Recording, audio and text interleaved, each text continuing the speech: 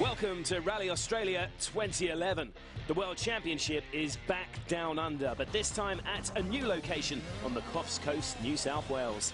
This country was built on hard work, team spirit and strong will to survive. With the 2011 title race finally balanced, the winner of Rally Australia will need all three in abundance.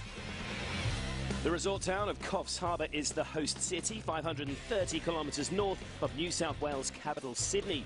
Over the 3 days, the WRC crews will tackle the Shire roads of the Coffs Harbour hinterland and then head into the bush, north and south of the city.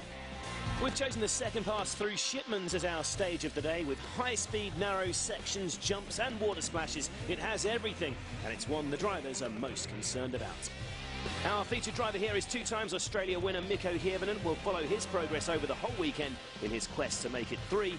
Whether it's been in Perth or the Northern Rivers, this event is non-stop action. 2011 will be no different. The Coffs gravel stages will present the ultimate dust-up. The stages are a mixture of hard base roads with fast and flowing, then tight and twisty sections running through a combination of open areas and dense rainforests. I was expecting a very, very fast road and between the trees, and that's what we have over here. But there was also roads which are very open, and that reminds me from New Zealand, so that was a bit of a surprise. Stages are looking good, nice. Maybe not easy in some parts because it's very fast, and especially if it's raining, it can be very tricky. The stages are very fast and narrow, and I think the pace notes will be very important here. So I think we just have to keep focus here and just try to find out how it goes. Yeah. Russian driver Evgeny Novikov found out exactly how important concentrating on pace notes is here on the pre-event shakedown.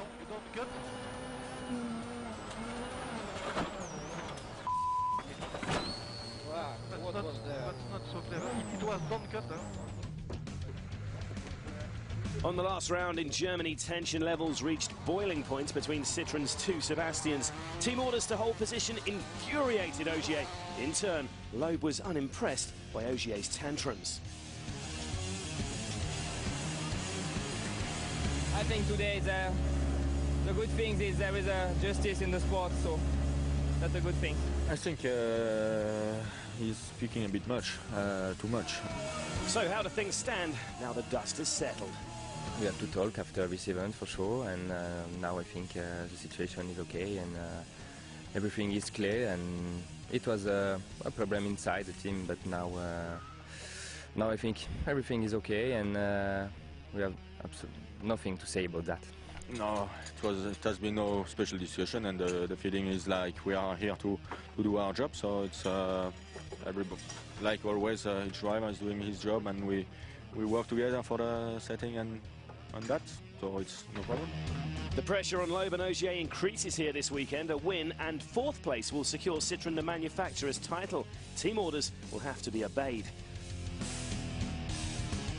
Ford's Mikko Hirvonen will be like a hungry shark, circling its prey, hoping that the Citroën unrest is a weakness he can attack. His first win was in Perth 2006. He won again at Northern Rivers in 2009. As our featured driver, will follow his progress all weekend. 4 rallies to go, but I'm not, I just want to really finish the season now and get as good result as possible, and that's the only way to get back in the fight in the championship as well. So yeah, for sure we try to win this one, and then we'll see where we are. Coffs Harbour has welcomed the WRC with open arms, and thousands of Aussies turned out for the pre-event rally show and ceremonial start. It's a brand new location for rallying's elite drivers, but the early signs were really promising, despite an early evening rain shower. Our man of the moment, Mikko Hirvonen, getting a warm welcome as he passed over the start ramp.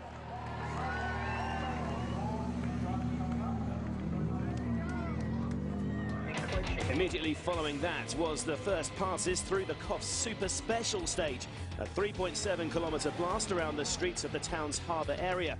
Again, plenty of fans lining the streets despite the wet weather, and the slippery tarmac proved really tricky in these gravel spec cars.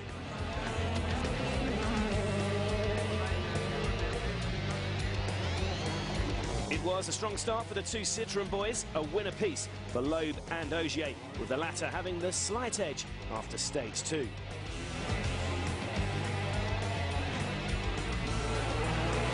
Ogier again showing his prowess on sealed surfaces. Sebastian up by 0.6 of a second after the opening action.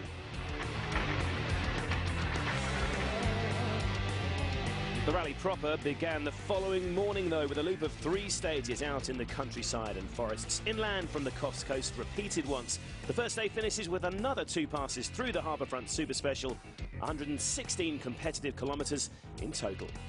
Sebastian Loeb will lead the cruiserway into the opening gravel stage. He holds a 25-point lead over his teammate Ogier. Hirvonen is beginning to lose ground in the championship race. He and his compatriot Latvala will hope their superior road position counts. Petter Solberg is 5th on the road. Then comes the M Sport Stobart pair of Matt Wilson and Henning Solberg. Khalid Al-Qasimi is back for his 6th outing of the season, while Peter van Merkstein, Ken Block and Evgeny Novikov are all making their Australia debuts. Here we go then, after another reboot. Rally Australia is back, and the incredible Shipmans is quite a stage to get it started. 7-time world champion Sebastian Loeb is first into action. The overnight rain, of course, should be good news for the Citroën start. These damp roads won't have as much loose gravel around for Seb to sweep clear for the chasing pack. But the Frenchman has had problems in the past tackling new stages. No love lost between Loeb and his teammate Sébastien Ogier these days. Time now, though, for Loeb's young compatriot to do his talking on the stages. Safely through one of the stage's water splashes.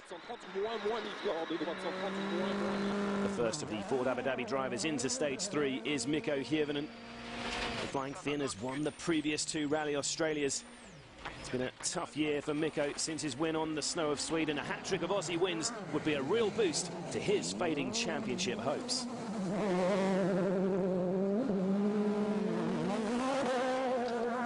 Mikko's teammate, Jari-Matti Latvala, is one of the fastest drivers on the planet, but the 26-year-old has suffered a miserable run of luck in recent months.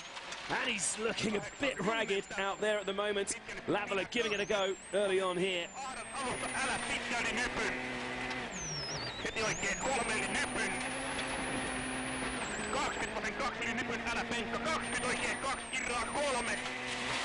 Oh, and a massive moment again for Jari. A heavy impact at the front of the car too. He must have picked up some damage.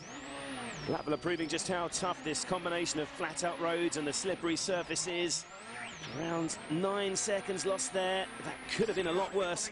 Let's try and work out what went wrong. He just loses the rear of the car. It pitches him into a high-speed spin. Luckily, there was a fence there where he could have been in the trees.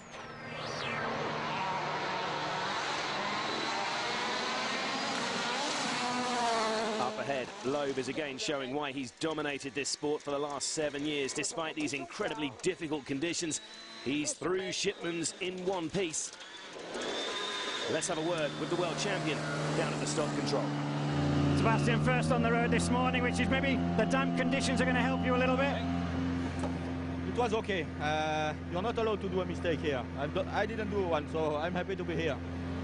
Well, Loeb's looking like the man to beat in this challenging first gravel stage. We're back with Hirvonen now, and the clay-based surface is even more slippery towards the finish. Oh, and Hirvonen right on the limit too. He's clipped a pole there. Shouldn't cause too many problems, but it might have affected his confidence through the latter part of the stage, looking really wild, and he's almost 10 seconds off Loeb's pace. You can see he's lost some bodywork there. Further back, you can clearly see the damage to Latvala's Ford Fiesta too. It looks mainly cosmetic, but like his teammate, that off may have dented Jari-Matti's concentration. In one stage, the Finn has lost more than 26 seconds to the rally leader. Beginning of the stage, just right hand, there's a long left hand corner and then very fast right hand corner. Went a bit wide. No, I thought it's all right, no worries.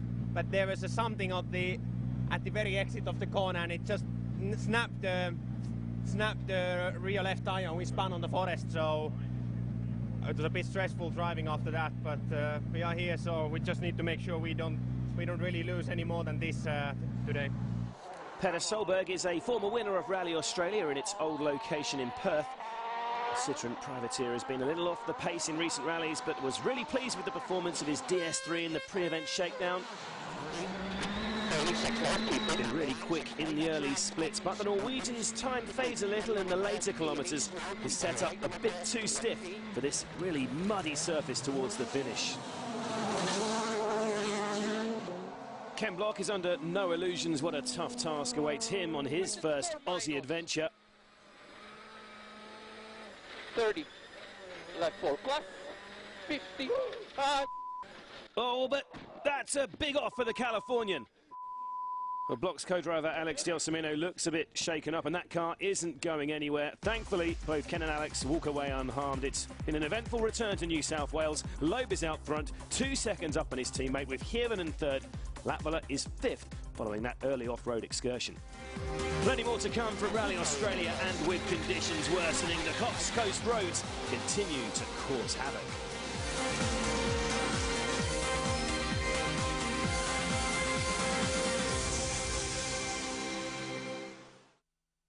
Welcome back to Australia. The rain is now pouring down in Coffs Coast, and there are still 2 more challenging stages to take on before a service stop. Back out in the forests, our rally leader is on his way into the 13 kilometres of the Brooklana stage, looking to defend that slender advantage on his teammate. He's lost it! Wow, that just doesn't happen. Loeb has crashed heavily in stage 4. And what impacts could that have on the rally, not to mention the championship fight? Huge drama in the Australian bush. The car is on its side, and Loeb has wasted no time climbing out. Both he and Daniel Eleanor are thankfully unharmed. Let's take another look at what went wrong there. I think Loeb said something to Eleanor just before the off. Yeah, there. I'm not sure what was discussed, but it may have distracted him as the DS3 is flipped into a barrel roll. Really strange. Loeb just doesn't do mistakes. You can see him looking down. Something on the dashboard caught his eye, I think. It's the first time he's rolled since Greece 2009, and he's only crashed out 5 times in his entire 12-year career.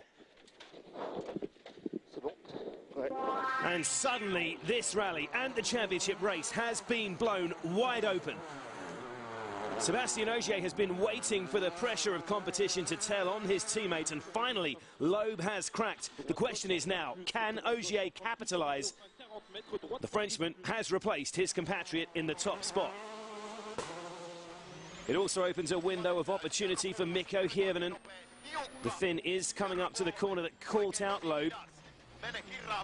Yeah, there is the car, still on its side at the edge of the road. And Loeb's dramatic error could spark Mikko's own title hopes back into life.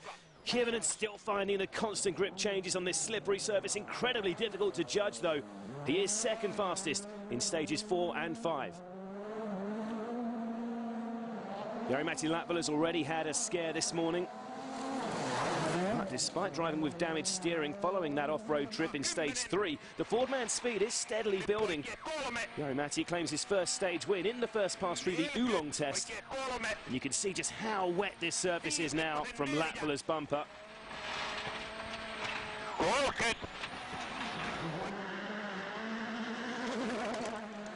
Loeb's retirement seems to have inspired a burst of speed from a number of drivers. Petter Solberg has been stuck on 13 wins for 6 years now. Could this provide an opportunity for number 14? Quickest in stage 4, Petter's begun to close on the leading pair. Oh, but that's a scary moment for Petter. A high-speed spin for the former world champion. Solberg, a lucky boy there. That could have been a lot worse. But he does drop 13 seconds with that moment and slips behind Latvala on the leaderboard. At least he's still in the running, though, back in the forest. Loeb is contemplating just how costly that rare mistake might have been. What happened is that we went off the road, like you can see. I just entered a bit too fast in a right-hander here, and because I've done a mistake, I saw a split time on the dash. I was disconcentrated, didn't brake